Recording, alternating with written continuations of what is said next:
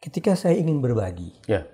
apakah saya berbagi itu ke person, ke orang, Ya. atau ke sebuah lembaga? Setidaknya Anda berharap diterima. Diterima. Terlepas penerimaan itu menyebabkan apa, yang penting bahwa itu tidak menjadi sebuah praktek sia-sia yang tidak berguna. Diterima. Nah, untuk diterima ada terms and conditions. Ada aturan mainnya, ada ketentuan dan persyaratannya. Itu kebaikan, itu format kebaikan yang diajarkan. Pertanyaannya. Siapa di antara kita yang tidak tergoda untuk sebatas mengharapkan ucapan terima kasih dari orang yang kita beri?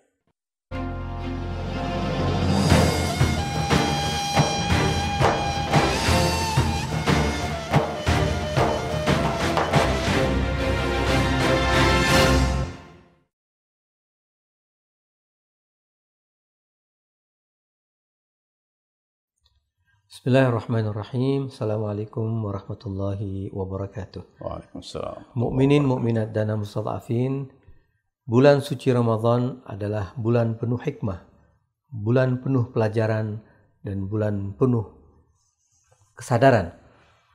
Di bulan suci Ramadan ini kita saksikan orang-orang banyak beramal, berbagi. Tapi apakah berbagi itu hanya dengan memberikan makanan untuk berbuka, atau mungkin menyantuni anak yatim, atau lain sebagainya.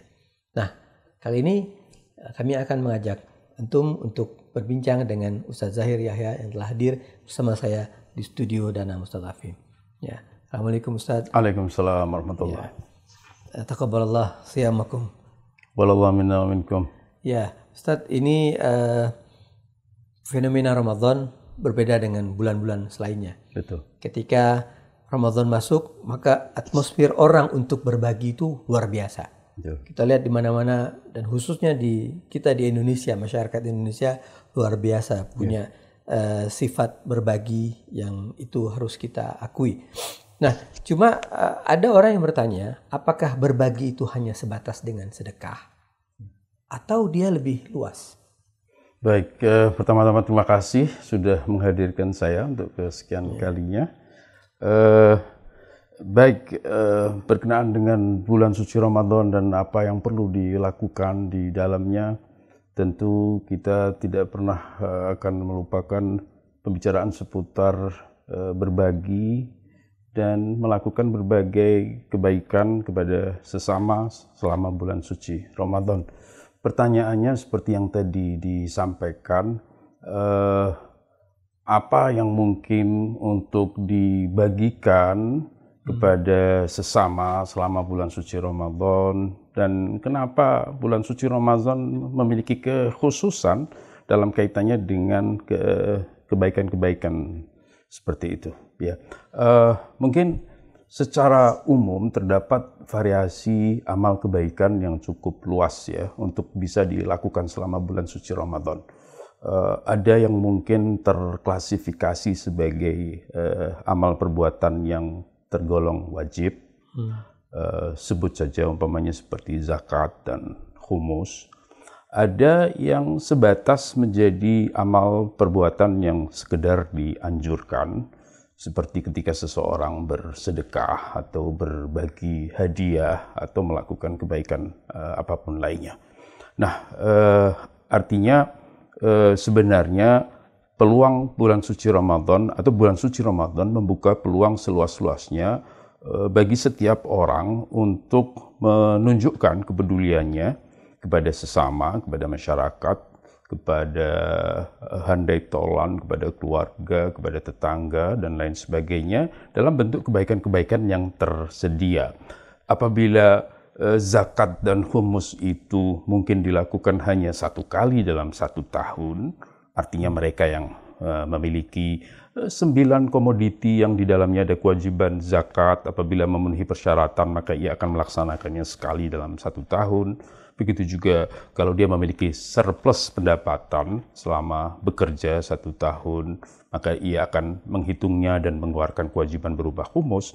Tetapi kebaikan berupa sedekah, hadiah, dan lainnya adalah kebaikan yang tidak hanya sekali dalam 1 tahun, orang bisa melakukannya kapan saja dalam situasi apapun.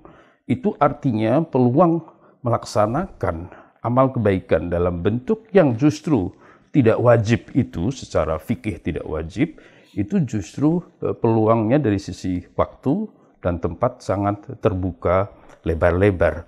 Khususnya ketika hal itu dilakukan di bulan suci Ramadan. Kenapa di bulan suci Ramadan? Karena situasi yang sangat-sangat spesial yang kita miliki sebagai sebuah karunia, di mana ada janji khusus dari Tuhan bahwasanya kebaikan apapun yang kita lakukan di bulan suci ini akan diterima oleh Tuhan. Itu permasalahannya. Dan dilipat gandakan. Bahkan juga dilipat gandakan dari sisi pahala.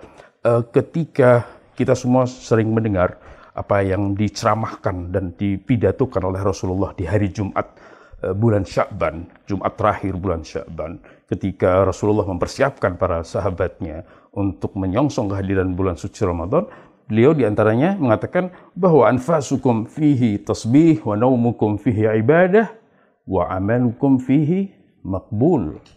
Ya, nafas kalian dihitung sebagai tasbih, tidur kalian dihitung sebagai ibadah, dan amal kalian di bulan suci Ramadan diterima. Itulah kenapa Ramadan hadir sebagai bentuk penawaran spesial offer, orang mengatakan penawaran spesial dari Tuhan bahwasanya apabila Anda lakukan kebaikan di bulan ini, ada jaminan hal itu diterima oleh Tuhan.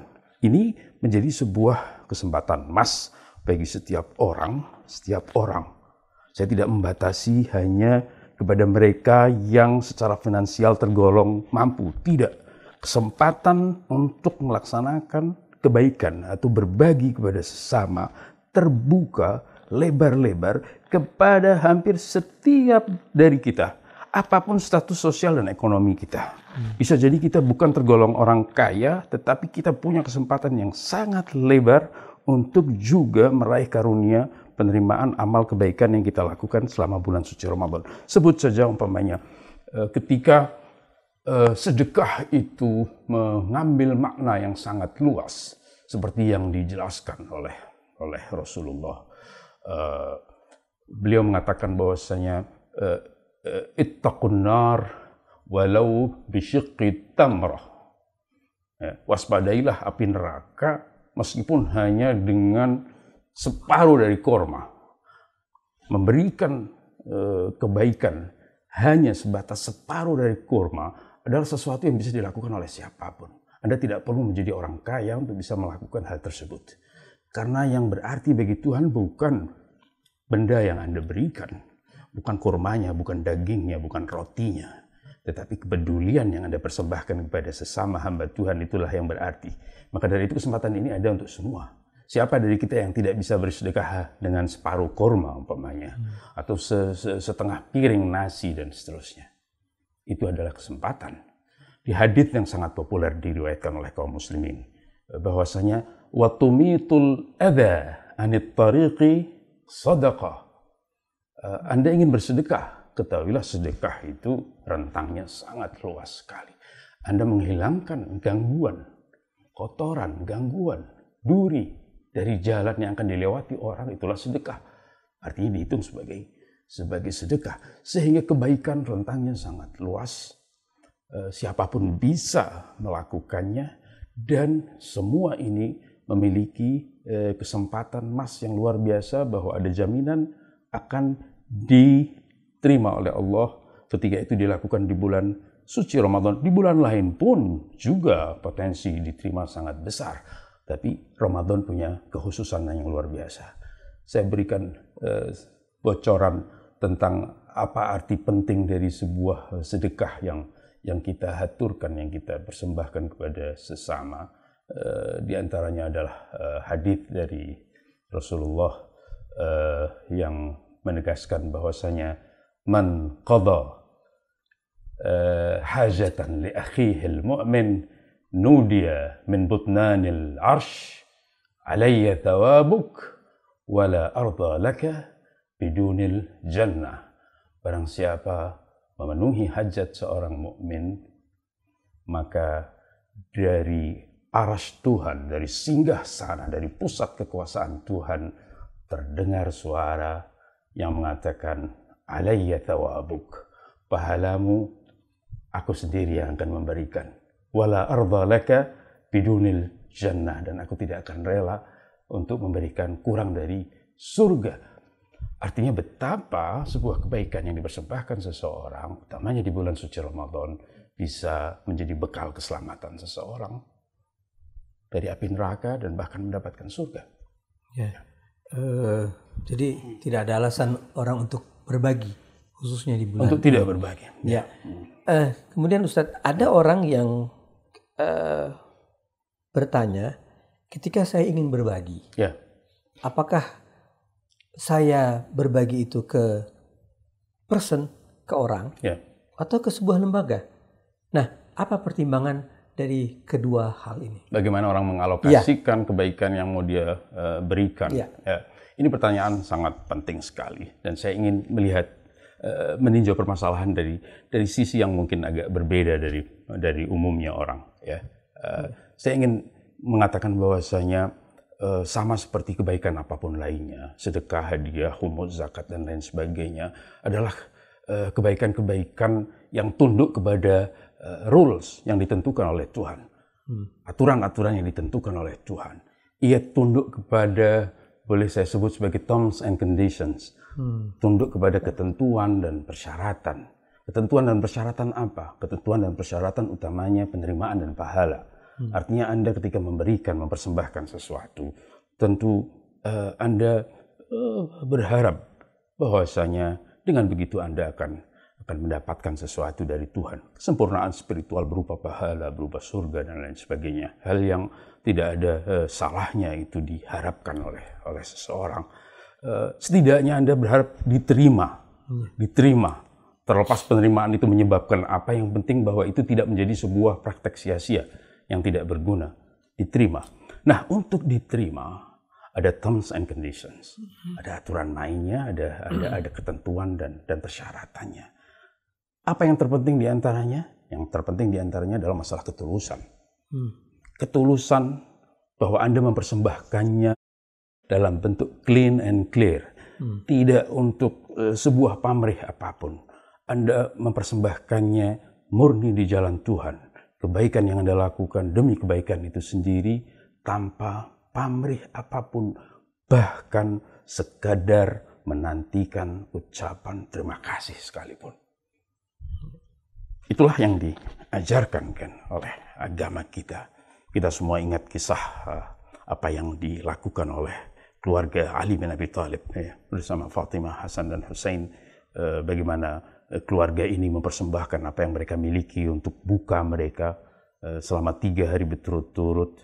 Ketika ada anak yatim, ada orang fakir, kemudian ada tawanan perang yang datang mengetuk pintu mereka, dan mereka persembahkan apa yang mereka miliki untuk buka mereka di 3 hari berturut-turut. Hal itu diabadikan di dalam Al-Quran. Di antaranya yang diabadikan di dalam Al-Quran adalah statement mereka bahwasanya innama nut'imukum liwajhillah la nuridu minkum jazaan wala syukura. Apapun yang kami berikan, memberi makan kepada orang fakir, anak yatim, dan tawanan, itu kami persembahkan liwajhillah, untuk Allah. Kami tidak menghendaki, tidak balasan, tidak pula ucapan terima kasih sekalipun. Itu kebaikan, itu format kebaikan yang diajarkan. Pertanyaannya, siapa di antara kita yang tidak tergoda untuk sebatas mengharapkan ucapan terima kasih dari orang yang kita beri? Saya yakin kita semua akan berada di posisi yang sangat beresiko ketika kita mencoba mendistribusi kebaikan kita secara langsung. Memang boleh, orang berhak, boleh, dan juga baik seseorang mendistribusi kebaikan, utamanya kalau itu kebaikan dari dia sendiri, kepada orang yang berhak secara langsung. Mendistribusikannya secara langsung itu sah, boleh, baik juga. Tetapi pada saat yang sama, Anda perlu sadar bahwa situasi itu situasi yang sangat riski. Situasi yang cukup berisiko, di mana ketika sedikit terbesit di hati Anda bahwa kebaikan yang saya berikan, setidaknya orang mengucapkan terima kasih pada saya, maka itu menjadi sebuah permasalahan yang akan mengurangi tingkat ketulusan seseorang dalam apa yang dia persembahkan. Dan kita semua akan mengalami hal itu. Itulah kenapa saya secara pribadi berkeyakinan bahwa keberadaan lembaga kolektor, lembaga yang mengkolek dan menyalurkan amal kebaikan dari orang lain, adalah solusi alternatif untuk kita semua untuk tidak berada dalam situasi yang sangat sensitif dan berisiko tersebut. Tentu kita semua seperti yang saya katakan, ketika beramal kita berharap setidaknya diterima. Ya kan? Dan untuk diterima, saya katakan ada rules-nya, ada terms and conditions-nya, ada persyaratannya, ada aturannya. Ketulusan itu, kalau tidak tulus, tidak sampai, tidak diterima. Nah, Anda ketika melakukannya melalui orang lain, maka tentu tangan orang lain adalah tangan yang tulus.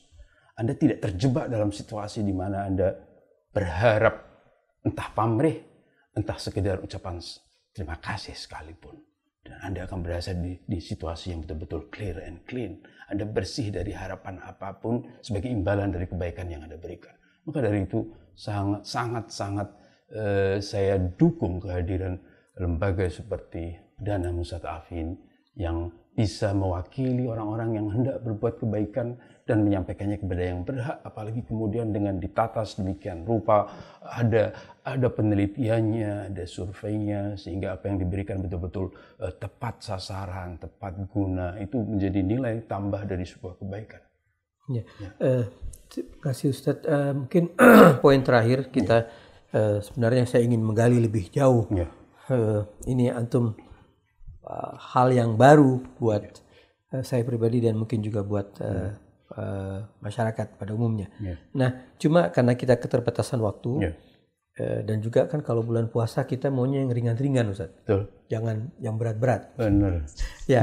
Nah, poin terakhir ini, Ustaz, kira-kira apa yang membuat orang itu lebih ketika saya ingin ke lembaga, apa motivasi saya untuk ke lembaga ini? Apakah ada motivasi saya untuk ke lembaga atau saya lebih baik ke orang pribadi atau ini? Nah, motivasi orang memilih ke lembaga itu salah satunya, Pak. Salah satunya seperti yang saya jelaskan tadi. Artinya itu menyelamatkan Anda dari situasi riski, dari situasi yang sangat berisiko di mana Anda tergoda untuk menghendaki pamrih dari kebaikan yang Anda berikan.